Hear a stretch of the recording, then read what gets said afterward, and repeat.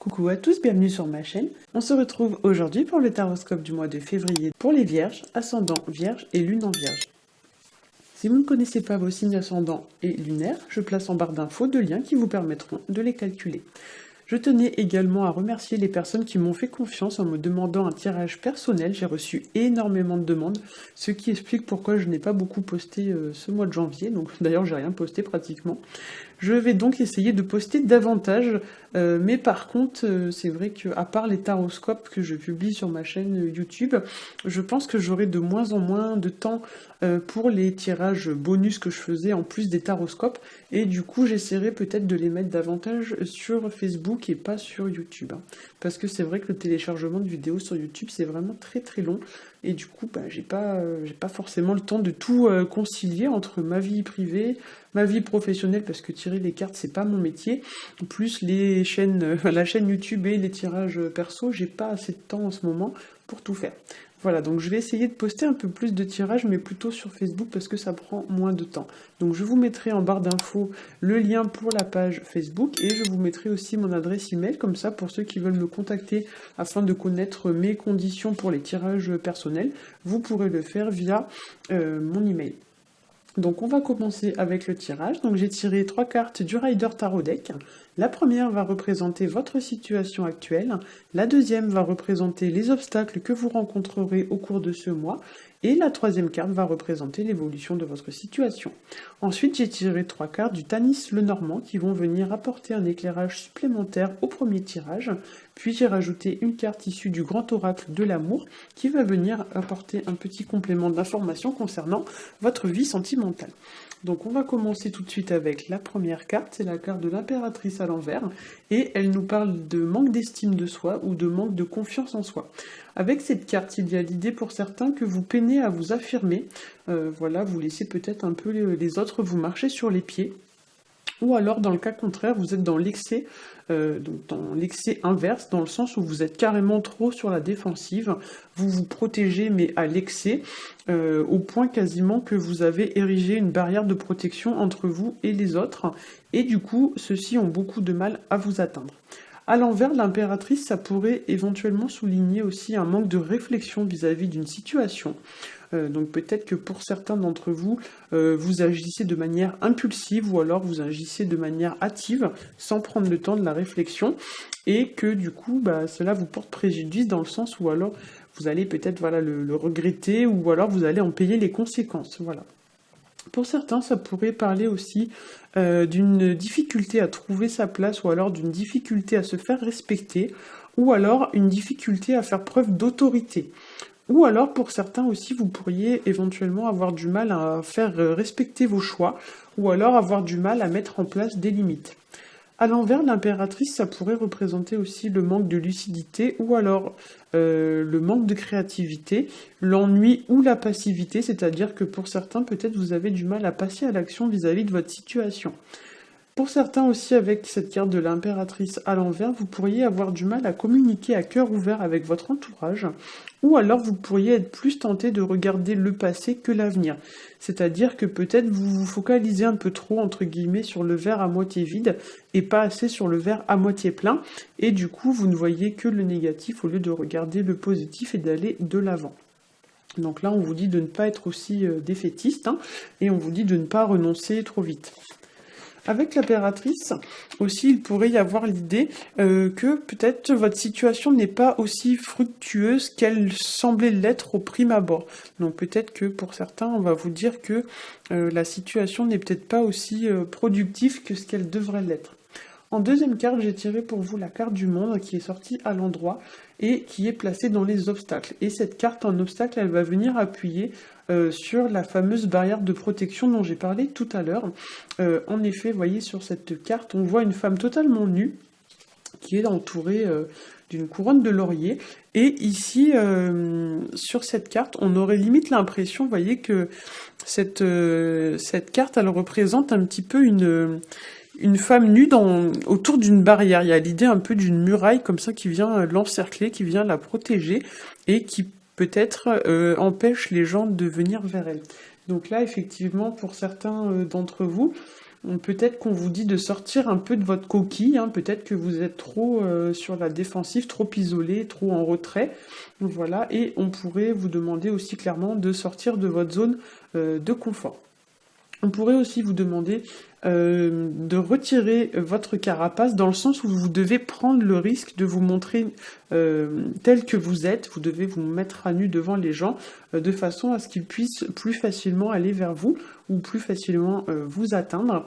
Donc là, effectivement, peut-être que comme la carte est placée dans les obstacles, on vous dit que cette carapace de protection que vous avez vous empêche de progresser ou vous bloque dans votre situation. Voilà, donc c'est un obstacle. En obstacle, le monde, ça peut représenter aussi tout ce qui va être de l'ordre de la solitude, de l'isolement, etc. Dans le sens où peut-être vous êtes un peu trop casanier et qu'on va vous inviter peut-être à aller davantage vers les gens, à sortir, etc. Et avec cette carte, on pourrait aussi vous inviter à exprimer tout ce que vous ressentez au lieu de tout garder pour vous. Parce qu'ici, j'ai un peu le ressenti que pour certains, il y a beaucoup de choses, notamment des sentiments, des émotions, etc., qui sont retenues, qui sont contenues, et que vous ne les laissez pas sortir. Alors que pourtant, j'ai limite envie de vous dire, ça aurait besoin de sortir, mais vous, pour X ou Y raison, vous n'y parvenez pas. On pourrait aussi vous demander avec cette carte de vous faire connaître, dans le sens de vous faire connaître du monde, d'attirer des gens à vous, d'obtenir une certaine notoriété. Par exemple, sur le plan professionnel, ça pourrait être en faisant de la pub, en vous faisant connaître par le bouche à oreille, etc. Mais il y a l'idée que vous êtes peut-être trop en retrait et que vous gagneriez à être connu, vous voyez. Ou alors peut-être qu'on va vous inviter aussi avec cette carte à vous déplacer géographiquement parlant pour aller explorer aussi un petit peu tout ce qui va avoir attrait à l'inconnu, etc. Donc il y a l'idée un peu de sortir de sa zone de confort. La carte du monde, c'est aussi tout ce qui est lié au voyage, à l'étranger. Donc là, effectivement, vu que la carte, elle est placée dans les obstacles, peut-être que vous êtes réticent à bouger, à déménager, à vous déplacer, etc. Et peut-être que cela vous bloque. Hein. Voilà. Donc pour certains aussi, on pourrait y voir une certaine forme de routine, hein, la routine un petit peu qui rassure, qui est familière, etc. Et encore une fois, là, ça vient un peu appuyer sur le fait de sortir de sa zone de confort. Voilà, et peut-être même de sortir tout court si vous êtes casanier. Il y a l'idée un peu voilà, de se changer les idées, hein, de renouveau, de rencontrer plus de gens, d'être plus sociable, etc., etc. Là, l'idée que j'ai avec cette carte, c'est que pour certains, vous êtes complètement muré, voilà, muré dans votre petit cocon, hein, et à la manière de la chenille qui devient papillon, là, on vous demande de percer le cocon et de prendre votre envol. Hein, voilà. En troisième carte, j'ai tiré pour vous la carte de la roue de fortune à l'envers, qui ici va venir indiquer des changements importants dans votre vie. Voilà, donc ça indique souvent tout ce qui va être fin de cycle et début d'un autre cycle. À l'envers, il y a l'idée quand même que ces fins de cycle et ces changements vont être vécus de manière un petit peu difficile, ou alors où il va y avoir des retards ou des choses comme ça, des obstacles qui vont se présenter à vous. Il y a l'idée aussi pour certains d'entre vous que vous pourriez mal vivre les changements qui sont en train de s'opérer dans votre vie. Voilà. Peut-être aussi pour certains que des personnes pourraient tenter de vous mettre des bâtons dans les roues, dans le sens où tout ne va peut-être pas se passer comme prévu. Avec la carte de la roue de fortune à l'envers aussi, il pourrait, pour certains, y avoir du mal à tourner la page sur une situation ou alors du mal à aller de l'avant. C'est-à-dire que vous pourriez vous sentir un peu déstabilisé par les changements qui s'opèrent et avoir besoin d'une pause. Vous ne parvenez pas forcément à garder votre équilibre et vous avez besoin de faire une petite pause parce que les changements sont trop difficiles à affronter. Hein. Voilà, donc si c'est le cas, gardez quand même en tête que parfois c'est un mal pour un bien, donc c'est des fois des choses qui sont pas faciles, mais c'est pour avoir mieux ensuite. Hein. Pour d'autres, à l'envers, la carte de la roue de fortune, ça pourrait représenter le fait de manquer de patience. Donc vous êtes impatient, vous voulez aller plus vite que la musique. Voilà, donc si c'est votre cas, souvenez-vous que il vaut mieux quand même prendre le temps de poser des bases stables dans sa vie, donc peu importe le domaine, des bases stables et solides plutôt que de construire un château de cartes à la va-vite.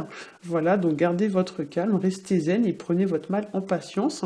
Il y a l'idée un petit peu, voilà, que petit à petit, l'oiseau fait son nid, hein, donc ça se fait pas en 2 jours.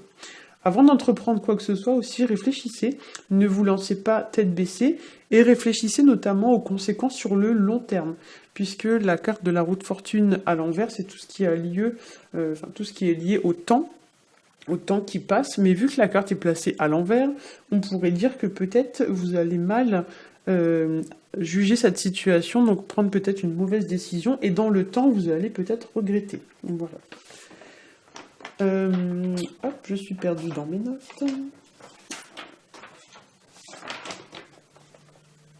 Oui, voilà. Donc, comme je disais, vous pourriez peut-être le regretter plus tard.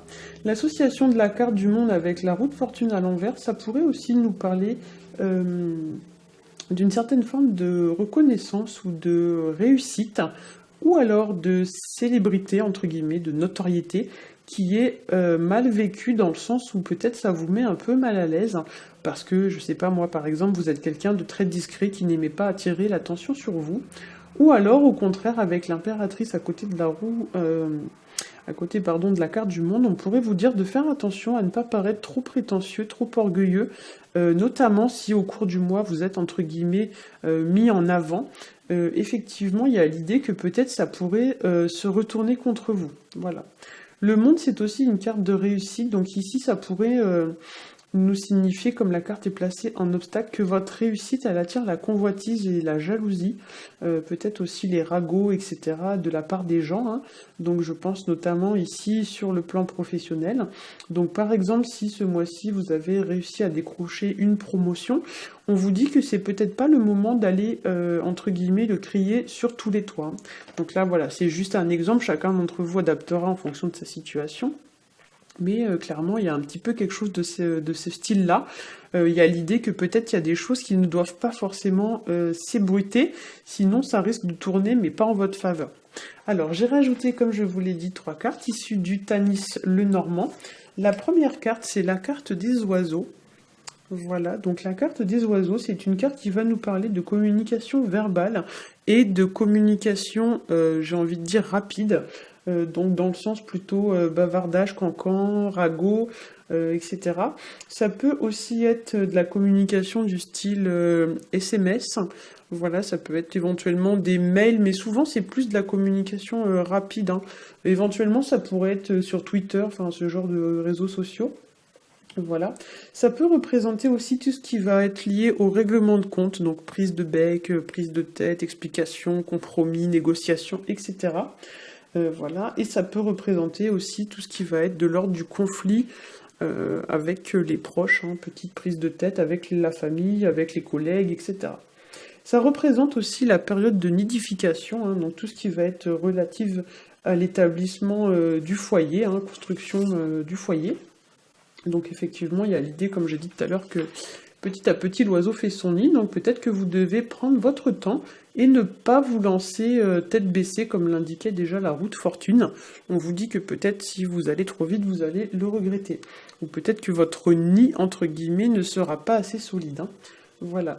Dans tous les cas, ici, ça vient quand même appuyer sur l'idée de changement sur le plan du foyer, notamment sur le plan familial, hein. Il y a l'idée quand même d'aménager le nid, donc la maison, peut-être en vue d'un événement ou quelque chose de ce style-là. Voilà, pour certains d'entre vous, bien sûr, ça ne va pas concerner tout le monde, c'est un tirage général, mais il y a peut-être aussi voilà, l'idée de passer à l'étape supérieure, mais encore une fois, attention à ne pas aller trop vite, hein. En deuxième carte, j'ai tiré pour vous la carte des souris. Alors, la carte des souris, c'est la carte qui nous parle de petites pertes, en fait. Donc, c'est tout, en fait, c'est tout ce qui potentiellement pourrait vous ronger. Donc, il faut imaginer cette carte comme une petite souris qui vient grignoter un petit peu vos possessions. Je parle de possessions matérielles, hein, donc ça peut être des petites dépenses imprévues, ça peut être aussi éventuellement des pertes de temps, pertes d'énergie, mais souvent, c'est plus des pertes matérielles.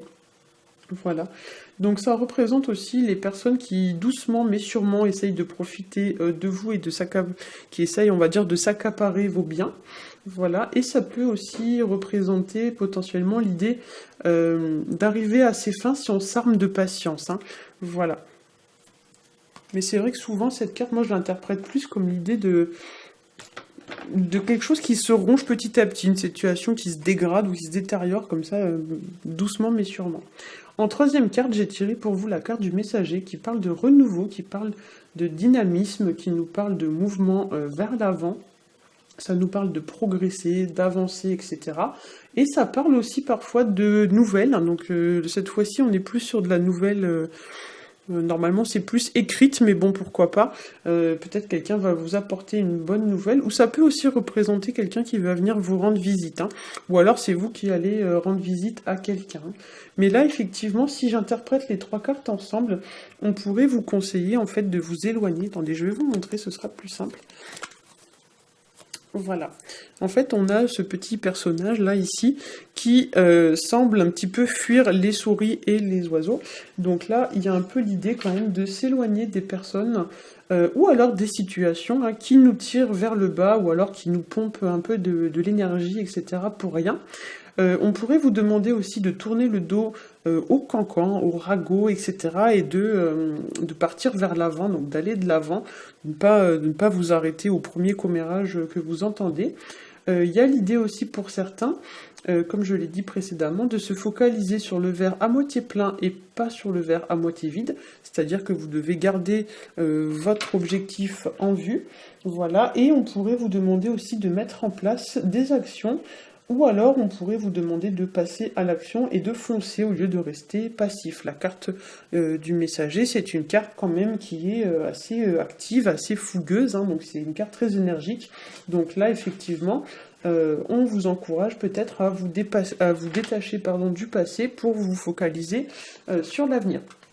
Vous pourriez pour certains aussi recevoir soit des nouvelles, soit une visite, ou quelqu'un qui va vous permettre, par X ou Y moyen, d'aller de l'avant. Voilà, une proposition, une offre, je sais pas moi, n'importe quoi. Vous allez entendre parler de quelque chose via quelqu'un, etc., dans une discussion. Ou alors vous pourriez recevoir aussi une information ou une nouvelle qui va vous permettre de mettre un terme à des rumeurs ou à des ragots, des cancans, etc., ou alors encore vous allez recevoir une nouvelle qui va vous permettre de mettre un terme à une situation qui vous rongeait un petit peu le moral, hein, qui vous minait un peu le moral. En carte pour le conseil sentimental, donc j'ai tiré pour vous en carte issue du grand oracle de l'amour, la carte 24 qui s'appelle sincérité. Et ici, cette carte, elle vient à nouveau appuyer sur la nécessité de briser notre carapace et de nous montrer enfin tel que l'on est vraiment. C'est-à-dire que, comme le montre très bien la carte, l'heure est venue ici de faire tomber le masque. Un peu comme si vous étiez dans un bal masqué, en fait, on vous demande d'enlever votre masque et de vous montrer tel que vous êtes, hein, voilà, sans artifice, de façon authentique, hein, sans tricher, sans se camoufler, afin de rétablir une situation. Le vert ici faisant référence à tout ce qui est santé, il y a l'idée peut-être que pour certains, si vous vous montrez plus naturel, plus spontané, plus authentique, votre situation, entre guillemets, va guérir. Voilà. Pour certains aussi, donc je le redis encore une fois, vous devez peut-être oser sortir de votre zone de confort, innover, prendre des initiatives et vous mettre à nu, voilà. Et sur le plan numérologique, ici on est sur du 24, donc 2 plus 4, on est sur du 6. Et le 6, c'est un chiffre qui va ici nous parler d'harmonie, de choix, de paix. Donc ici, on pourrait vous demander peut-être de trancher une situation, de faire le bon choix, notamment si vous hésitez entre plusieurs options. Voilà, arrêtez de tergiverser et engagez-vous dans une voie définitivement, donc une bonne fois pour toutes. On vous dit peut-être aussi d'arrêter de vous dissimuler sous des apparences qui sont trompeuses et de faire des choix dans votre vie en vue de remettre celle-ci à l'équilibre. En fait, il y a l'idée que vous devez faire des choix visant à retrouver la paix et l'harmonie au sein de votre vie sentimentale. Voilà, j'espère que ce tirage vous aura plu. Si c'est le cas, n'hésitez pas à liker, à partager et à vous abonner. Pour ma part, je vous souhaite un très bon mois de février et je vous dis à bientôt.